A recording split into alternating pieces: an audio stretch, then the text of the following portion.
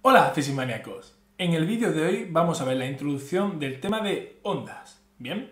Todos los fenómenos que vamos a estudiar en este tema y en este vídeo en concreto vamos a desarrollar el movimiento armónico simple, sus características y vamos a analizar su función matemática, ¿vale? Que es lo que yo diría que en principio cuesta más de entender. Así que esta parte la vamos a ir haciendo lenta, poco a poco, y seguro que después de este vídeo lo vas a comprender a la perfección. Bien, pues vamos a ello. Bien, aquí tenemos el tema de ondas. Bien, antes de nada, ¿qué es una onda? Una onda no es otra cosa que una perturbación energética que se produce en el espacio, ¿vale? Y este tiene un comportamiento oscilatorio. ¿Y qué significa un comportamiento oscilatorio? Un comportamiento oscilatorio, como si nos imaginamos, es un movimiento que oscila, ¿vale? Ahora veremos que la perturbación va a realizar un movimiento similar al de un muelle, ¿bien? Pero antes de nada, vamos a ver qué vamos a ver en concreto en ese tema. Bien. En este tema, el tema de onda, vamos a ver primero sus características, la dirección de vibración, las dimensiones en las que se propaga y su naturaleza, ¿bien? Dependiendo de la dirección de vibración, una onda puede ser longitudinal o transversal.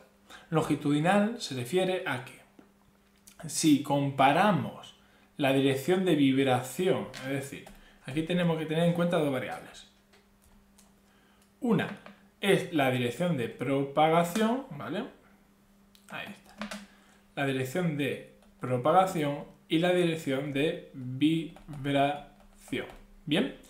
En la longitudinal, la vibración se produce en el mismo sentido que la propagación, ¿veis? Entonces, podemos decir que se propaga y vibra en la misma dirección. A ver, ahí está. Vale. En cambio, en la transversal, lo que se produce es que la vibración se produce de manera perpendicular a la propagación de la onda, ¿bien? Por tanto, decimos que la velocidad de propagación es perpendicular a la velocidad de vibración. Bien, en el caso de la longitudinal tenemos el caso de la oscilación de un muelle, ¿vale? Donde se va propagando la energía, es decir, es en el mismo sentido, ¿vale? En el que vibra. Y otro es la onda sonora. Como veremos ahora en una simulación, lo que sucede es que al oscilar las partículas del aire, van comunicando la energía a las partículas que están cercanas. De esta manera se propaga la misma dirección en la que vibra, debido a los choques. Bien. En cambio, en la transversal, la oscilación se produce perpendicular a la propagación. Es decir, por ejemplo, tenemos el caso de la onda de la superficie del agua. Cuando nosotros tiramos una piedra en un estanque, se produce una oscilación vertical, pero la energía se propaga en la superficie. ¿Entendéis? Entonces se produce esa propagación debido al movimiento oscilatorio vertical de las partículas. Bien. También tenemos que son transversales la mayoría de ondas de radio y ondas electromagnéticas, ¿vale? Y por último, el ejemplo que hemos puesto, la onda de una cuerda. Tú cuando coges una cuerda y tiras de arriba abajo, se propaga la energía hacia una dirección, mientras que cada punto de la cuerda oscila en sentido perpendicular. ¿Bien? Aquí podemos ver, ahí está, un dibujo de cómo sería una onda longitudinal donde la vibración se produce en el mismo eje en el que se está propagando la energía, y en este caso sería la transversal, y vemos que cada punto de la onda vibra de manera perpendicular a la velocidad de propagación. Bien, vamos a ver la simulación. Aquí, como podéis ver, la onda de arriba es una onda transversal y la onda de abajo es una longitudinal. Bien. ¿Por qué se ve eso? Fijaros solamente en una fila, ¿vale? Es decir, en una sola partícula. ¿Veis cómo oscila de arriba abajo mientras se propaga la energía hacia la derecha por la unión entre las partículas? Bien. En cambio, abajo, en la longitudinal, veis que el movimiento de las partículas se produce en la misma dirección que el sentido de propagación. Esa es la diferencia entre una onda transversal y una onda longitudinal. Bien. Principalmente vamos a estudiar siempre ondas transversales por sus características, ¿vale? Bien, porque en sí las ondas longitudinales son esas ondas que se propagan por el choque de una partícula con otra, es decir, se limita mucho, por ejemplo, al caso del sonido. En cambio, las transversales podemos ver que hay más tipos de ondas que se comportan, son transversales, son de esta manera. Bien, otra característica, aparte de la dirección de vibración, es la dimensión de propagación, ¿vale? En el caso que se propague en una sola dirección, le decimos que es unidimensional. Por ejemplo, una cuerda. Una cuerda, cuando se propaga, lo hace en una dimensión, en la dimensión X, la dimensión de la cuerda. Muy bien. También tenemos ondas que son bidimensionales, por ejemplo, la onda que se propaga en la superficie del agua. Y es porque se propaga a lo largo de toda la superficie, en 2 dimensiones. Por último, en tridimensional tenemos el caso de cualquier onda que se propague en el espacio, como es el sonido, ¿vale? Por ejemplo, ahí están. O por ejemplo, sí, el sonido sobre todo se debe a aquellas partículas, como vibran en todas las direcciones, sucede eso. Bueno, pues ya está, unidimensional, bidimensional y tridimensional. Entonces, además de la dirección de vibración y la dimensión de propagación, tenemos por último que la onda va a tener distintas características dependiendo de su naturaleza. Hay ondas que necesitan un medio para propagarse, es decir, el aire, el agua, esos son los medios. Y hay otras en las que no necesitan ningún medio. Las que no necesitan ningún medio son las ondas electromagnéticas, que como ya veremos más en adelante, están formadas por un campo eléctrico y un campo magnético, y la propagación de estas dos no necesita de un medio. Es decir, se propagan, depende del medio, cambia un poco sus velocidades de propagación, pero no depende de un medio. Por esta razón, cuando nosotros enviamos señales de radio al espacio, aunque no haya aire, puede llegar perfectamente al cohete de un astronauta. Bien. Lo que sí necesitan una propagación del medio son el caso de la cuerda, las ondas sonoras, las ondas en el agua, y es porque necesita o la tensión de una cuerda, o necesita el medio del aire o el medio del agua para propagarse. Bien, pues dicho eso, vamos a analizar los movimientos ondulatorios, las siguientes variables. Está la elongación, que no es otra cosa que, la amplitud, ¿vale? Es decir, el movimiento que realiza la vibración. Es decir, vibra de este punto a este punto y va oscilando entre esos 2 puntos. Eso es la elongación. La amplitud es la elongación máxima, ¿vale? En el caso de imaginar una partícula vibrando de arriba a abajo, como el caso de la simulación, la amplitud sería la máxima elongación que puede tener. Bien. Otras variables son el periodo, la frecuencia angular, ¿vale?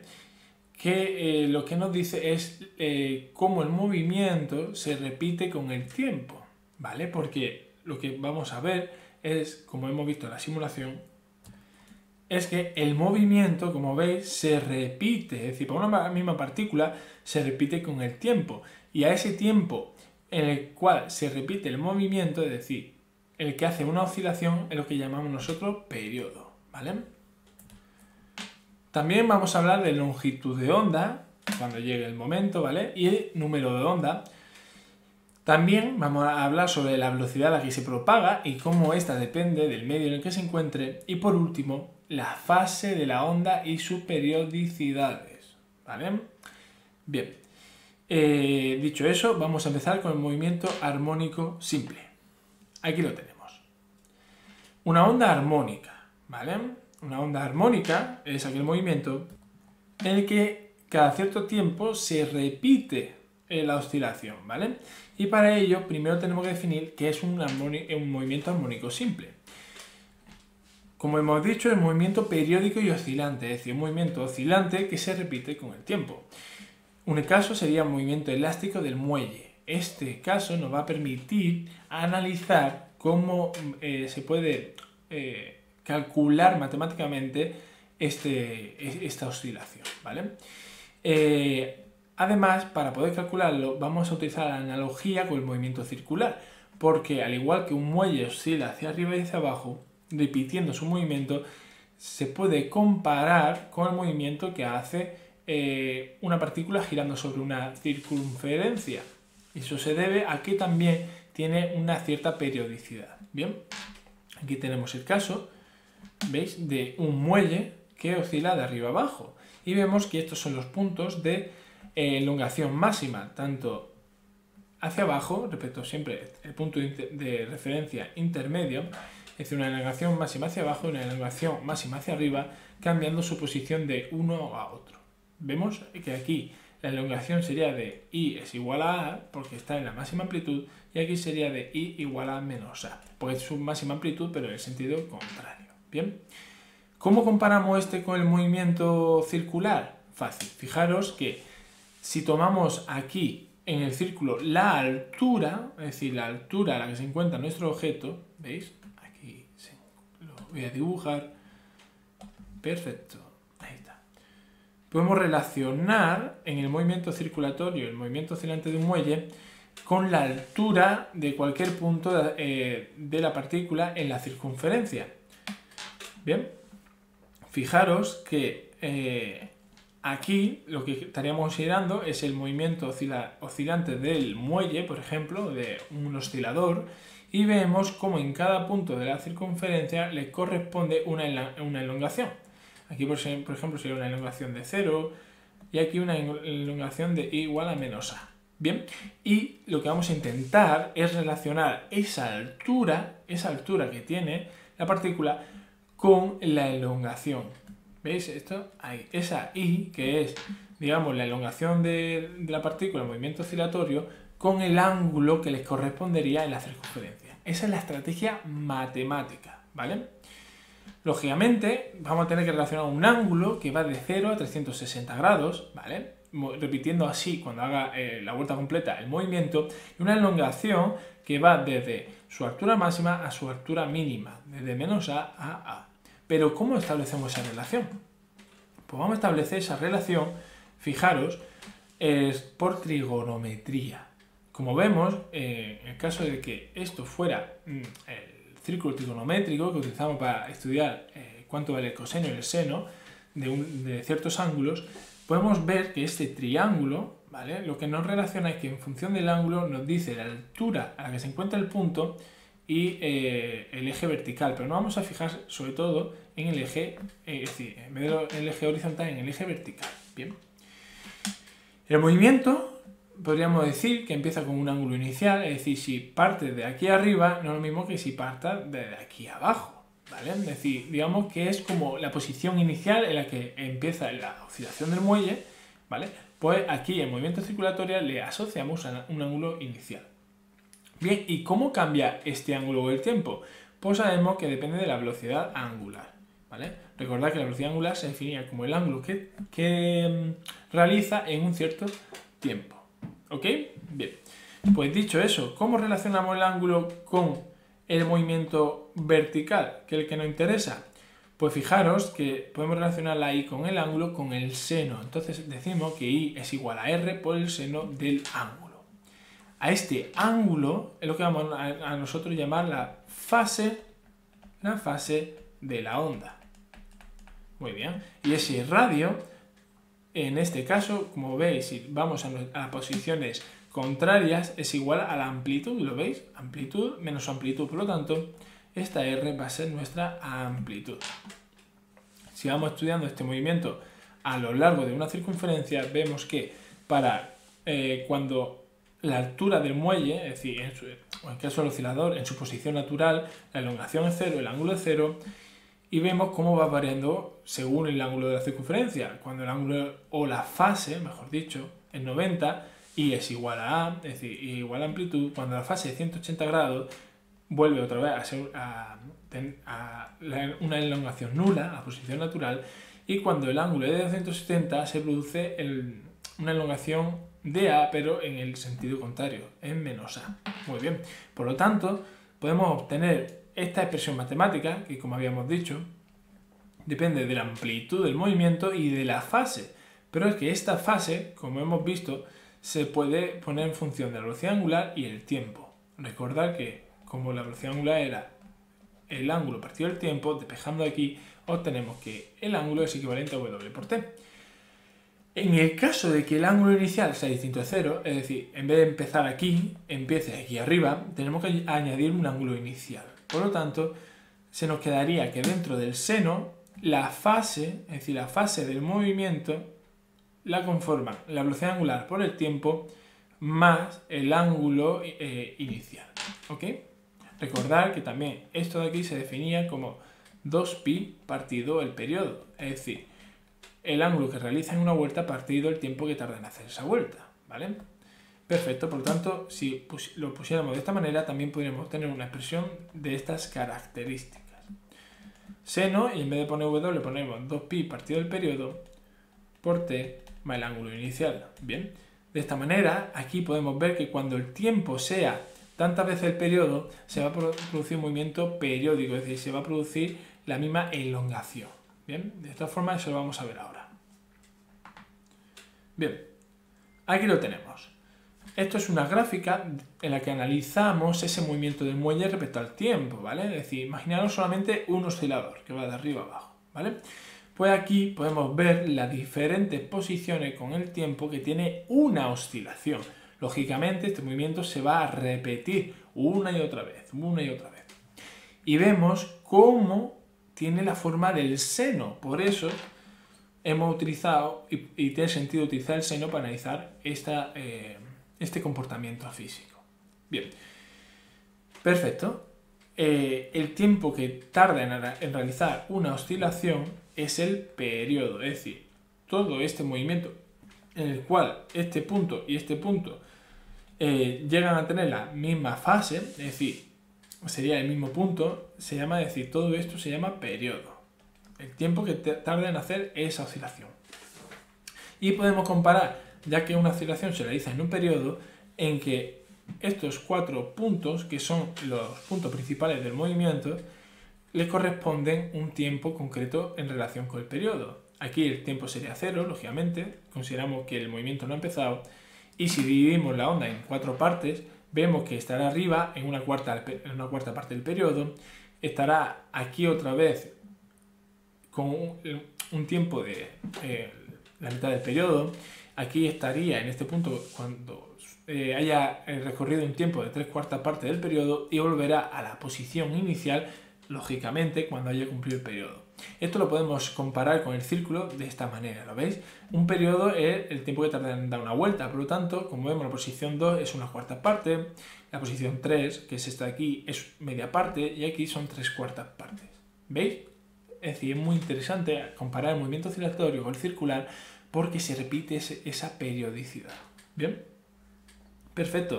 Y como hemos dicho, como se repite, tiene esa periodicidad, y ya habíamos analizado en la ecuación matemática, siempre que el tiempo sea tantas veces el periodo, las elongaciones van a ser iguales. Esto lo vamos a poder ver en la simulación. Como vemos aquí, en el caso que yo le haga una perturbación al muelle, vamos a ver cómo, ahí está, ¿veis? Se repite esa oscilación entre una amplitud máxima y una amplitud mínima, ¿lo veis?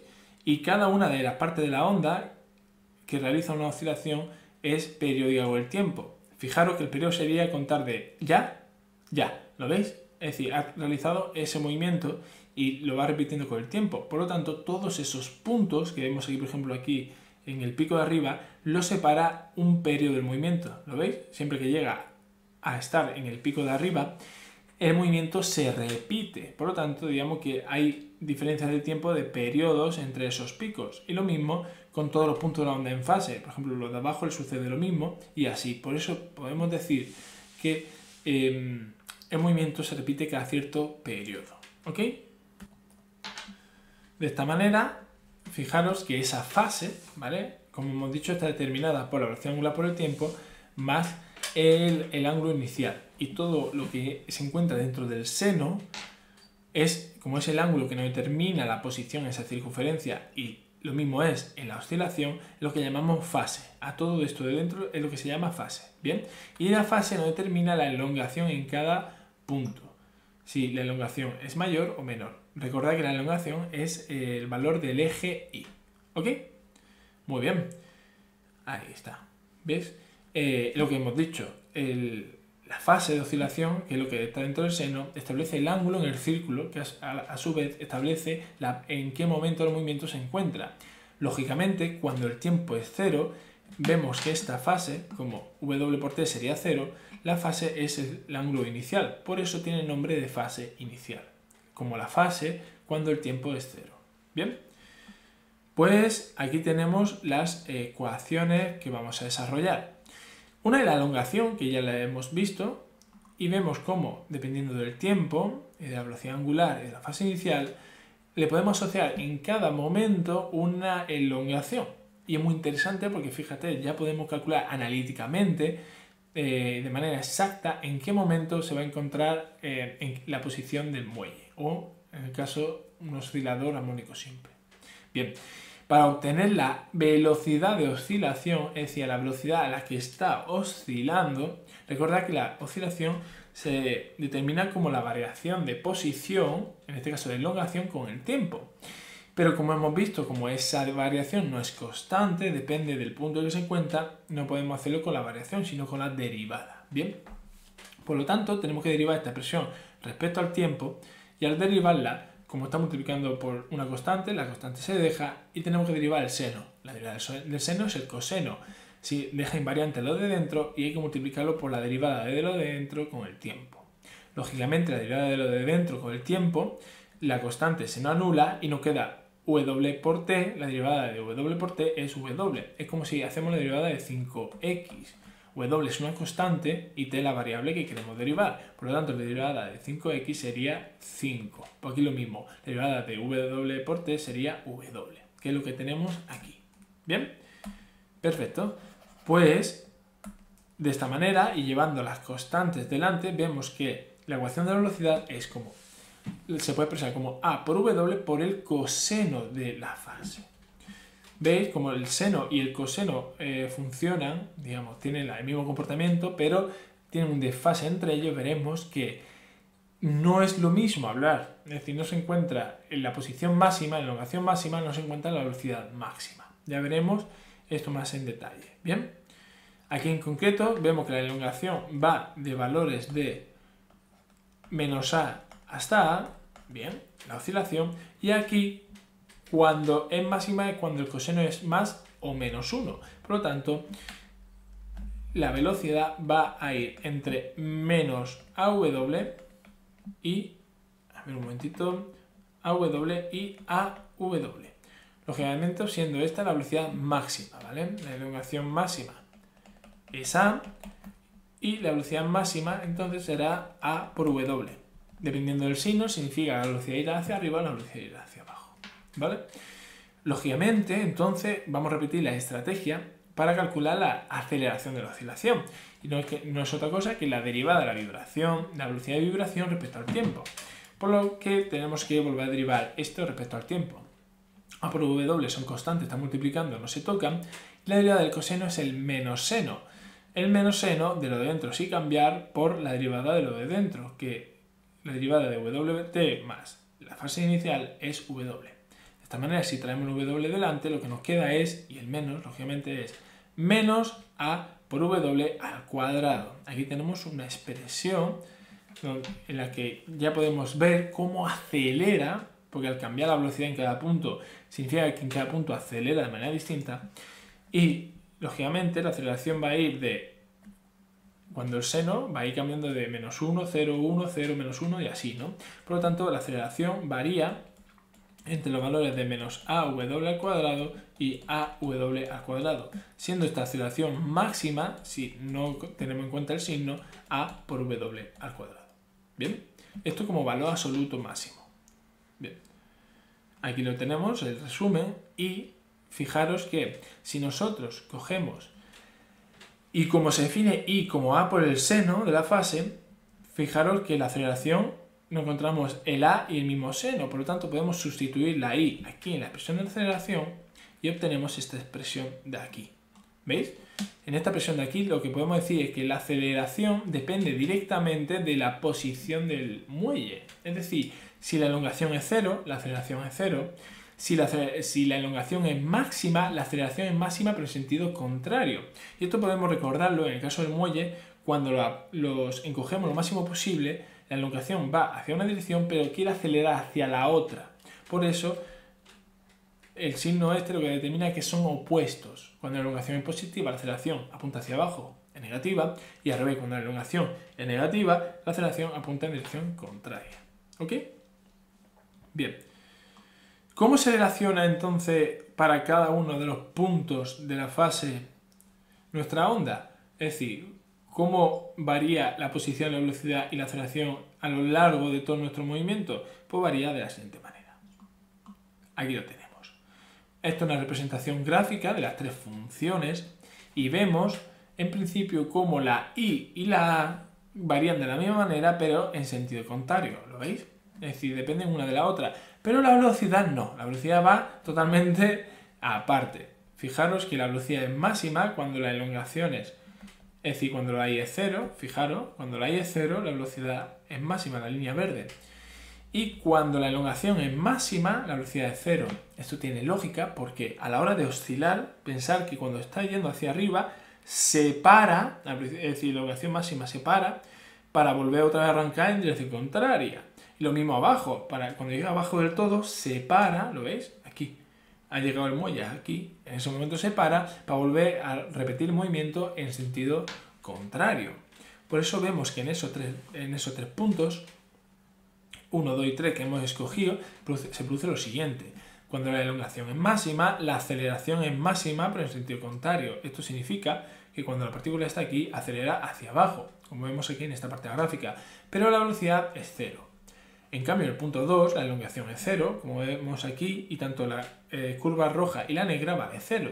La elongación y la aceleración es 0, y por el contrario, la velocidad es máxima. ¿Veis? Y en el punto 3, que se vuelve a repetir el comportamiento del punto 1, solo que cambiando el signo de la elongación y la aceleración, aquí cuando la elongación es máxima, pero en sentido negativo, la aceleración es máxima, pero en sentido positivo, siendo la velocidad 0. ¿Bien? Esto lo podemos ver aquí en esta simulación, ahí está, en la que vemos que la partícula azul sería nuestro muelle, ¿lo veis? ¿Cómo oscila? Bien. En este caso, la curva roja nos está marcando cómo varía esa elongación con el tiempo, como podéis fijar, marcando la altura a la que se encuentra nuestro oscilador en cada punto. Bien. Si ahora dibujamos la velocidad, ahí está, veis que en este punto es máxima, acelera y ahora se frena. Por eso aquí la velocidad es 0, aquí la velocidad es máxima, lo veis, y aquí vuelve a frenarse. Aquí lo tenéis. ¿Bien? ¿Y qué sucede con la aceleración? Por lo que habíamos visto, la aceleración es negativa, es decir, en este mismo momento, por ejemplo, ahora la velocidad es 0, ¿lo veis? Es 0. Pero, y la elongación es máxima, está aquí, pero ¿qué va a hacer lo siguiente ahora? El muelle va a ser acelerar lo máximo hacia arriba, ¿vale? Está súper estirado y va a intentar volver a su posición inicial. Y ahora cuando llega a su posición inicial, que es, digamos que el muelle está en su posición natural, el oscilador, vemos que la aceleración es 0, porque no está estirado, vamos a decir, en este caso el muelle, ¿vale? Lo que sí sucede es que ya ha adquirido la velocidad máxima y un momento más tarde empieza a volverse a estirar y la velocidad empieza otra vez a disminuir, empieza a frenarse, ¿lo veis? Se va frenando hasta que llega arriba del todo. Ahí lo tenéis. ¿Bien? Pues dicho y hecho. Por lo tanto, esta será la relación que hay entre la elongación, la velocidad y la aceleración. Y lo importante no es recordar esta fórmula de memoria, no, sino saber que a partir de la ecuación de la elongación podemos tener la de la velocidad y la velocidad la de la aceleración, solamente calculando sus derivadas con el tiempo. ¿Ok? Bien. Pues vamos ahora sí a analizar el análisis energético de este movimiento. Porque claro, vemos que la velocidad cambia, por lo tanto cambia la energía cinética dependiendo del punto, y vemos que varía la elongación, es decir, ese estiramiento del muelle. Por lo tanto, la fuerza potencial elástica, ¿vale?, va cambiando, la fuerza elástica va cambiando, y debido a esto su energía potencial elástica. ¿Bien? Aquí lo tenemos. Vemos que la energía de oscilación depende de la fase, es decir, el momento que se encuentre en el movimiento oscilatorio. Y como sabemos que la energía cinética depende de la velocidad del movimiento, lo definimos de esta manera. Como hemos hecho siempre, la energía cinética es 1 partido de la masa por la velocidad al cuadrado.